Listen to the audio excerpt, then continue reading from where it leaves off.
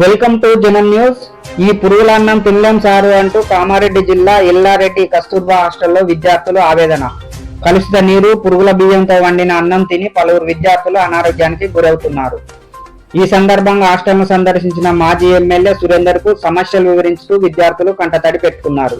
ఈ సందర్భంగా ఆయన మాట్లాడుతూ విద్యార్థులకు నాణ్యమైన ఆహారం, శుద్ధమైన నీరు అందించాలని డిమాండ్ చేశారు.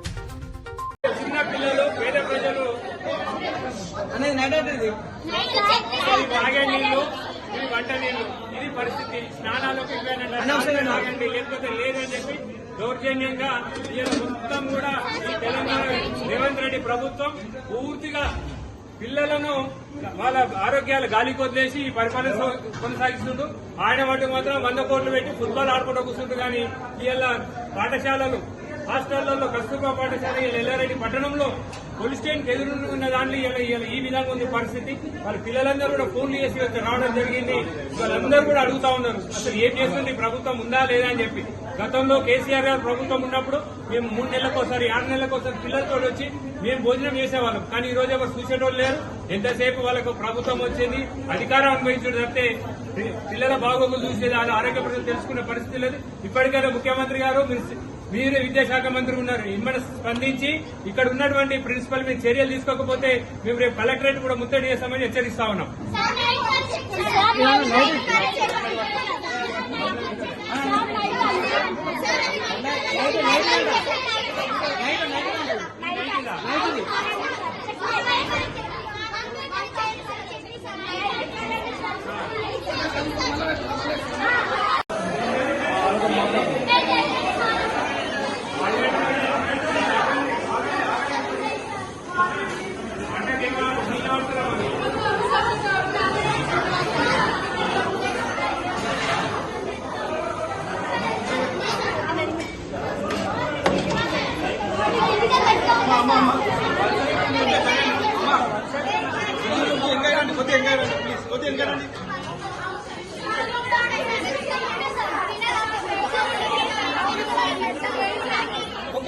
మొక్కలు మాట్లాడాలి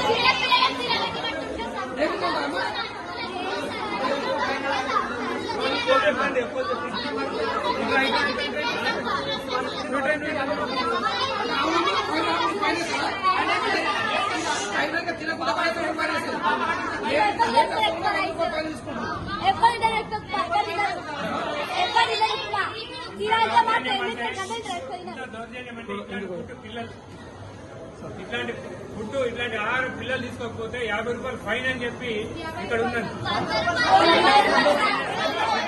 తింటారా తినాలి, లేకపోతే తినకపోతే మీకు 100 రూపాయలు ఫైన్ అని చెప్పండి. సిగ్గు చేయటు సార్, ప్రభుత్వం ఉన్నదా ఉందా? ఈ ముఖ్యమంత్రి సిగ్గుండాలి, ఆయన విద్యాశాఖ మంత్రి కదా. ఏం చేస్తున్నాడో మేము నిలదీస్తా ఉన్నాం, అడుగుతా ఉన్నాం, ఏం చేస్తా ఉన్నాడు. ఇప్పటికైనా సిగ్గు తెచ్చుకొని ఆశ్రమం పరిస్థితి. కలెక్టర్ గారు మీరు ఇమీడియట్ గా స్పందించకపోతే రేపు మీ కలెక్టర్ ముట్టడి కూడా చేస్తామని చెప్పి హెచ్చరిస్తున్నారు. పిల్లలకు సంబంధించి ఎంతోమంది